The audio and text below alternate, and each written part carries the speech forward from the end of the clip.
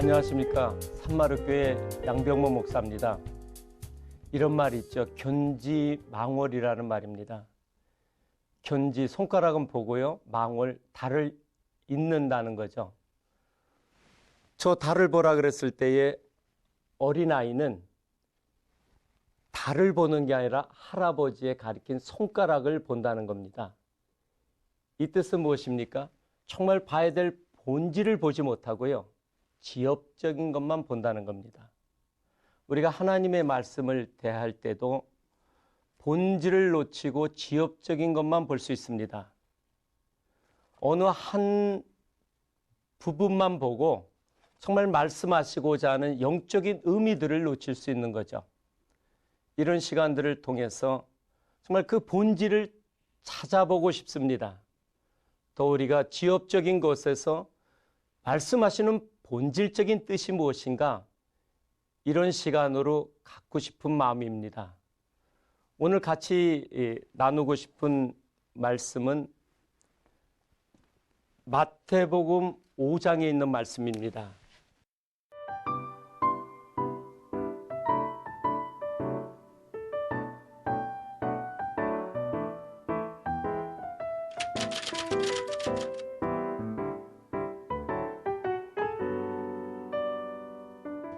예수님께서 이렇게 말씀하십니다. 내가 온 것은 율법이나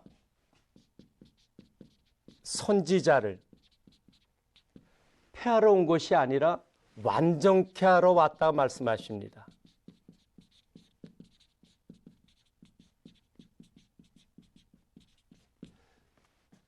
율법이 뭔가요? 토라죠. 모세 오경입니다. 창세기서부터 출애굽기, 레위기, 민수기, 신명기까지. 선지서는 그 외 구약입니다. 시가서를 별도로 이야기하기도 하지만 유대인들은 이렇게 되게 구별을 합니다.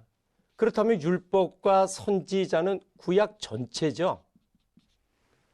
그러니까 예수님께서 완전케 하러 왔다는 이 뜻은 헬라어로 이렇게 씁니다.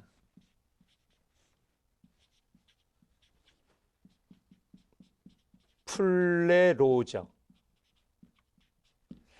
이 뜻은 채우다, 충만케 하다라는 뜻입니다. 즉 그릇이 있습니다. 이 그릇에 있으면은 그 내용을 채우러 오신 거죠. 좀 덜 채워진 것에 더 충만하게 채우러 오셨다는 겁니다. 그릇 안에 내용물을요. 그렇다면 이게 그릇이면 구약이 해당되겠죠? 구약의 말씀 속에 그 내용물, 본질적인 그 내용물을 알려주러 오신 거예요. 이것을 새 언약이라고 이렇게 일컬을 수 있습니다. 그러면서 예수님께서 바로 이 말씀을 하시고 나서부터 그 율법과 선지서 속에 나와 있는 말씀들을 하나하나 그 본질적인 뜻들이 무엇인가를 말씀해 주기 시작하십니다. 마태복음 5장에 보면은 살인에 대해서 말씀하십니다. 십계명 중 6번째죠. 우리 살인 다 하지 않습니까? 그러니까 옛사람에게 말한 바, 즉 옛사람에게 모세에게 가르쳐준 그 밖에 사람을 죽이는 거 다 하지 않습니까? 그러나 이제 나는 너희에게 무엇을 노하는 것, 라카는 침퇴 뱉는 행위입니다. 이 재수없는 놈 그러는 거예요. 이렇게 아주 독한 말을 하고 미워하는 그것이 곧 살인이라고 이야기하는 겁니다. 또 이어서 말씀하시는 게 간음에 대해서 말씀하신 7번째 계명이죠. 간음도 다 알지 않습니까? 근데 예수님께서는 밖에 있는 어떤 간음보다도 여자를 보고 음욕을 품는 자마다 이미 간음했다 그랬잖아요. 그러니까 마음의 간음을 이야기합니다. 마태복음 6장에 가면은 하나님과 재물에 대해서 말씀하십니다. 하나님과 견주어서 이야기할 수 있는 대상은 무엇인가요? 우상이죠. 이걸 사도 바울은 골로새서 속에서 정확하게 간파해서 이것을 탐심이라고 얘기합니다. 즉 밖에 보이는 어떤 우상도 물론 우상이지만 더 본질적인 우상은 마음에 있는 이런 탐심이라는 거예요. 만문신이죠. 이것은 결국 첫 번째, 두 번째 계명에 대해서 말씀하고 있지 않습니까? 또 나아가서 마태복음 9장에서는 금식에 대해서 이야기하십니다. 저들이 이야기하죠. 세례 요한의 제자들은 금식했는데 왜 너희 제자들은 금식하지 않느냐고 이야기합니다. 그럴 때 예수님께서 하시는 말씀이 잔치집에 온 손님들이 신랑과 같이 있을 때 금식할 수 있느냐 그러십니다. 그러면서 신랑이 떠난 다음에 그때에 금식하리라고 이렇게 말씀하시죠. 무슨 뜻인가요? 주님은 진리시죠. 말씀하시지 않습니까? 내 살과 피를 먹고 마셔야 된다고요. 즉 주님이 계실 때는 진리를 잘 받아들여야 되고요. 주님이 떠나시면 그 진리가 없으면은 비진리에 대해서 금식해야 된다는 말씀입니다. 즉 육신의 금식 이전의 본질적인 금식에 대해서 말씀하고 계시는 거예요. 마태복음 12장에 가서는 안식일 이야기가 나옵니다.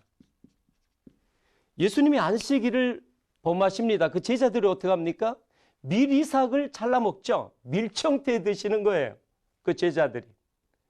그러자 바리새인들이 또 이거를 걸고 넘어집니다. 하여간 틈만 있으면은 하여간 어찌하든 걸고 넘어지려고 하는 거예요. 고소하려고 하는 겁니다. 엄청난 자기들의 대적자가 나타난 거예요. 자신들이 가리키는 거에 대해서 정말 색다른 해석? 아니죠. 파격적인 해석을 하는 사람들이 나타난 거예요. 그걸 미워하게 되죠. 예수님께서 말씀하시는 게 뭡니까? 인자가 안식일의 주인이라고 이야기하십니다. 즉 케이스인 안식일도 필요하지만은 그 안에는 안식이 더 중요하다고 이야기하시는 거예요. 이건 안식에 대해서 이야기하시고요. 마태복음 12장 그 후반부에는 귀신 이야기가 나옵니다. 귀신이 어디에서 살고 있습니까? 사람 속에서부터 나갔다 그러죠. 그래서 물 없는 곳을 찾아다니다가 마침내 다시 원래 있던 집으로 돌아오는데 그 사람에게로 오는데 친구들을 데리고 옵니다. 얼마나 데리고 옵니까? 7 귀신이죠. 7 어디서 많이 들어보지 않으셨나요? 그렇습니다. 가나안 7 족속에 대해서 말씀하고 싶으신 겁니다. 요수아가 가나안 땅에 들어가서 싸웠던 그들이고요. 사사기 속에서 계속하여 이스라엘 백성들을 괴롭혔던 그 가나안 7 족속들. 이 7 족속들이 이 집 밖에 있는 것 아니고 너 안에 있는 근본적인 원수들이라고 말씀하고 계시는 겁니다. 마태복음 13장에 가면은 땅의 비유가 나옵니다. 결국 땅은 마음을 말씀하시는 거죠. 그러면서 35절에 가면은 참으로 중요한 말씀을 하십니다. 내가 이제 온 것은 창세 때부터 감추인 것들을 드러내러 오셨다는 거예요. 여기서 창세 때부터, 그러니까 창세부터가 어디입니까? 창세 이야기가 어디에 있죠? 창세기입니다. 그러면은 창세기 속에 보면은 3장 23절에 보면은 아담과 하와가 범죄하잖아요. 그들을 내어 쫓으십니다. 그러면서 하나님께서 말씀하시는 것이 너희들의 근본된 토지를 기경하라 말씀하십니다. 농사를 처음 시작했구나. 그 얘기로 생각할 수도 있죠. 그러나 여기서 또 본질적인 이야기를 하고 싶으신 것은 문제가 무엇입니까? 마음이잖아요. 마음이 타락됐지 않습니까? 이제 마음속에 주님의 그 가르치심보다도 내가 육신적으로 생각하는 보여지는 것을 쫓아 살아가게 됐잖아요. 그러니까 이 마음을 고치라는 겁니다. 이것은 호세아 10장 12절에도 보면은 묵은 땅을 기경하라 그럽니다. 농사 짓는 법 말씀하시는가요? 씨 뿌릴 때 됐으니까 땅을 개간하라 하시는 건가요? 마음 땅이죠. 이 마음 땅이 단단해진 겁니다. 하나님의 말씀을 가르침을 받아들이지 않는 거예요. 자기들의 생각대로 살아가는 겁니다. 바알과 아세라 육신적으로 보여지는 것을 쫓아서 살아가는 거예요. 이런 마음 땅을 근본적으로 부드럽게 하라는 겁니다. 부드러운 땅은 어떤 땅입니까? 말씀을 받아들이는 땅이죠. 하나님의 말씀을 듣고 그렇습니다 하고 순종하는 마음이죠. 이런 마음의 땅을 만들라는 겁니다. 마태복음 15장에 가면은 정결법이 나옵니다.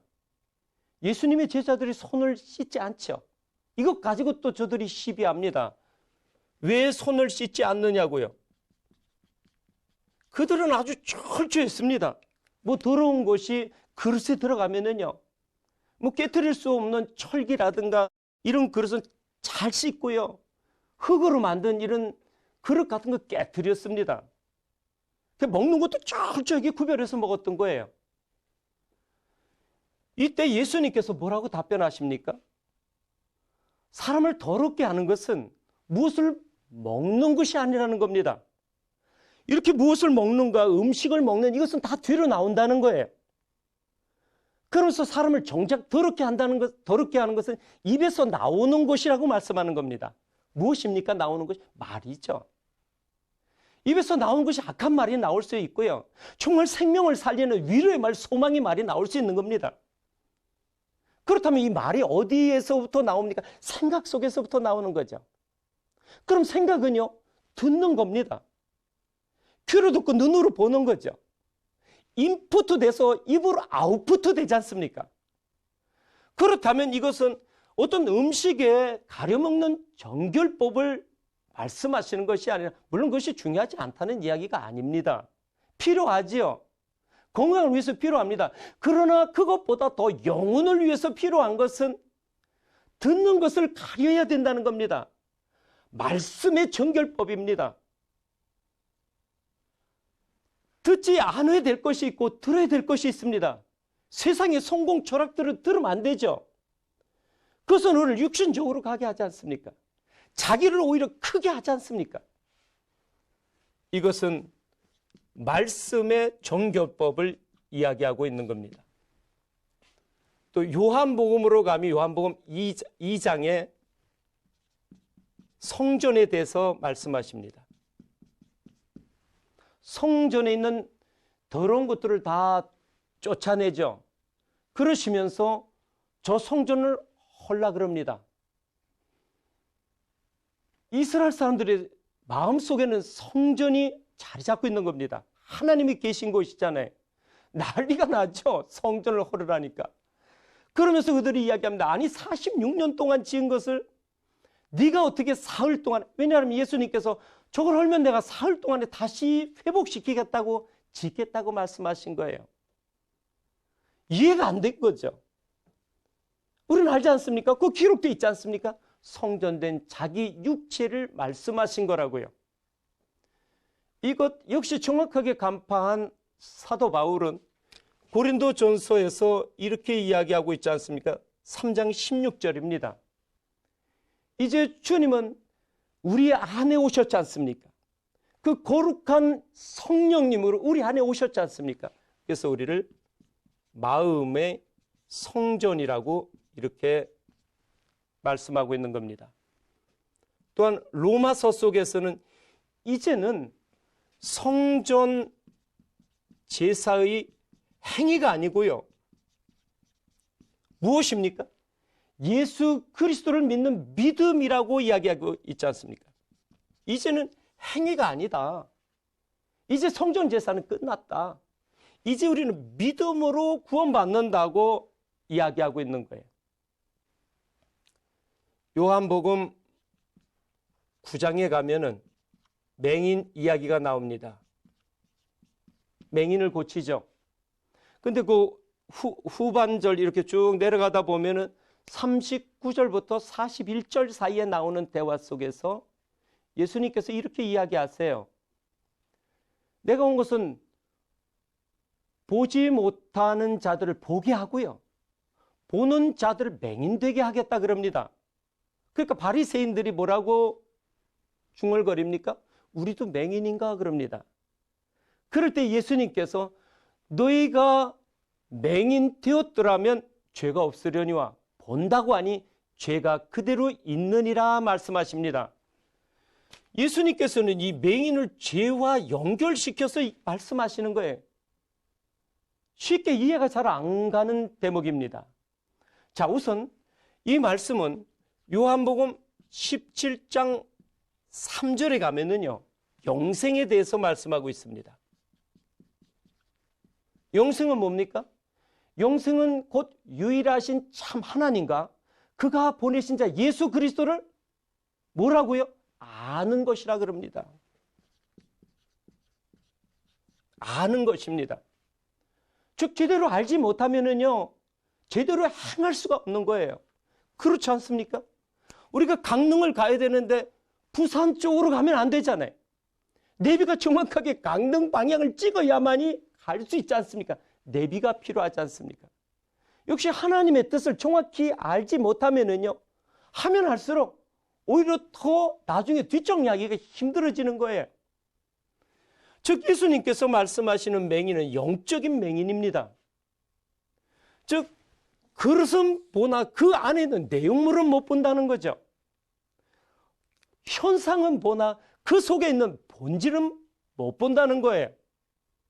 그러니까 너희들이 맹인이었다 그러면은 우리가 맹인입니다. 정말 성경은 다 알지만은 그들은요, 어려서부터 성경을 가르칩니다. 그래서 모세오경은 애웁니다. 정말 정통 그 유대인들은요, 애워버리는 거예요. 그러니까 그들에게 맹인이라니까 이해가 되지 않는 겁니다. 예수님께서 말씀하시는 것은 정말 너희들이 글자는 보지만은 그 안에 있는 영적인 내용들을 보지 못하면은 맹인이라는 거죠. 그래서 주님, 우리는 맹인입니다. 눈을 뜨게 해주세요. 당신을 온전히 보고 싶습니다. 라고 고백하는 가르쳐 주시겠다는 거예요. 그러나 그들이 어떻게 나옵니까? 다 한다는 겁니다. 성경 외운다는 거예요. 그런 그들에게 이 단단한 마음밭을 가진 그들에게 가르쳐 주실 수가 없는 거예요. 왜 그래서 받아들이질 않지 않습니까? 그래서 그들의 죄가 그대로 있다고 말씀하고 계신 겁니다. 요한복음 17장 3절에서 보면은 여기 안다라는 것은 히브리어로 야다입니다. 이 야다라는 뜻은 부부 관계를 갖다라는 뜻이 포함되어 있습니다. 부부 관계를 가질 때 어떻게 합니까? 다 벗잖아요. 겉에 있는 치장했던 거 다 벗지 않습니까? 겉옷도 벗고요. 정말 속속들이 아는 거예요. 마음과 마음으로 아는 겁니다. 즉 우리가 영원한 생명을 우리가 얻기 위해서는요, 그 엄청난 귀한 보배를 우리 것으로 가지기 위해서는 그릇만이 아니고요, 그 안에 있는 주님께서 오셔서 완전케 하신 정말 충만하고 채워주신 그 내용을 알아야 된다는 겁니다.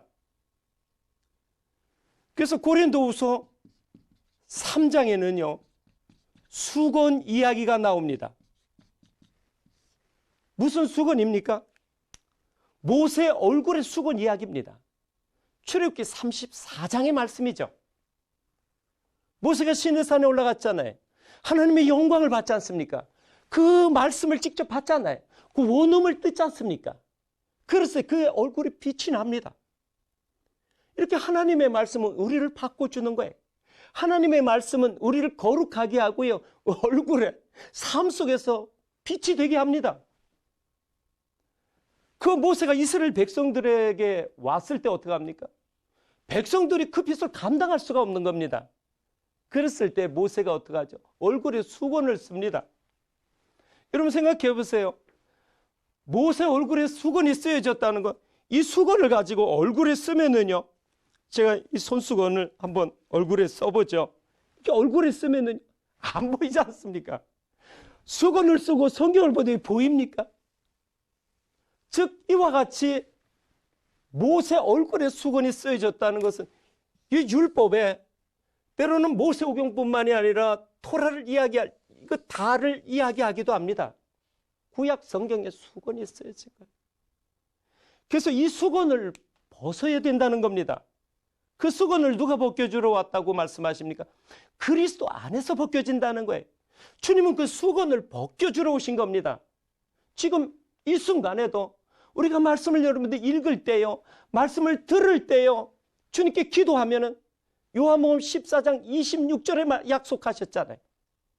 진리영 보혜사 성령님께서 오셔서 가르치고 생각나게 해주시겠다고요. 왜 그렇습니까? 알지 못하면 안 되는 겁니다. 주님을 바로 알아야 된다는 거예요. 겉모습만이 아니라 그 마음을 알아야 된다는 거예요. 마당뜰에만 머무는 것이 아니라 성소를 지나 지성소까지 가서 주님을 만나야 된다는 겁니다. 그렇게 알았을 때에 우리가 정말 변화되고요, 그 엄청난 사랑에서 끊어질 수 없는 거예요. 다른 길 갈 수 없는 거죠. 악의 길로 갈 수 없는 거예요. 주님의 그 사랑을 알기 때문에 그렇습니다. 오늘 예수님께서 율법이나 선지자를 완전케 해로 오셨다는 그 말씀 속에서 보면은 좀 더 밖에 있는 어떤 것입니다. 안식일도 그렇고요, 보여지는 것이죠. 땅이라든가 뭐 육신의 이런 예법이죠. 이런 보여지는 성전, 이런 겁니다. 이런 것 속에서 하나님은 근본적으로 무엇을 말씀하고 계십니까? 이것이 어떤 밖에 있는 것이 아니고요, 우리 안에 있는 그 무엇이라고 말씀하고 있는 거예요. 우리 안에 있는 그 무엇입니다. 결국 하나님의 관심은 사람입니다. 나 한 사람을 새 사람 만들고 싶으신 겁니다. 유대인들은 지금도 어떻습니까? 지금도 밖에 있는 그 어떤 것들을 붙잡고 있는 거예요. 안식일 아주 철저하죠. 다른 일이 하지도 않습니다. 성전 그들의 마음의 고향이죠. 지금도 무너진 성전 한쪽을 붙잡고 울고 있는 겁니다. 그 성전을 다시 회복시켜 주기를 위해서 기도하고 있는 거예요. 예수님께서는 그들에게 뭐라고 이야기하셨습니까? 외식하는 자들이라고 이야기합니다. 근본적으로 문제가 내 안에 있는데, 그 병의 근본 원인이 내 안에 있는데, 아무리 육신에 뭐 여기서 치료약을 바른들 그 암의 뿌리를 고칠 수 없지 않습니까? 그 종교행위 한다는 거죠. 도덕 윤리적 수준에 머문다는 거죠. 주님은 우리 안에 들어오셔서 우리를 근본적으로 바꾸길 원하십니다. 오셔서 그 말씀들을 보여지는 모든 역사 속에서 하셨던 말씀, 보여지는 자연 속에서 하셨던 말씀, 이스라엘 속에서 어떤 사건 속에서 하셨던 말씀, 그들에게 주신 십계명과 토라까지도 본질적으로 주신 말씀의 뜻이 무엇이라고 와서 가르쳐 주신 겁니다. 이제 우리는 주님께서 온전하게 가르쳐 주신 말씀, 에레미야 31장 31절에서 약속하신 그 새 언약의 말씀을 가진 아주 복된 자들입니다. 우리는 이제 새 사람이 되는 길을 알았습니다. 그 새 언약의 말씀 붙잡고 정말 하나님께서 원하시는 그 새 사람, 복된 사람 되시기를 주님의 이름으로 축원합니다. 감사합니다.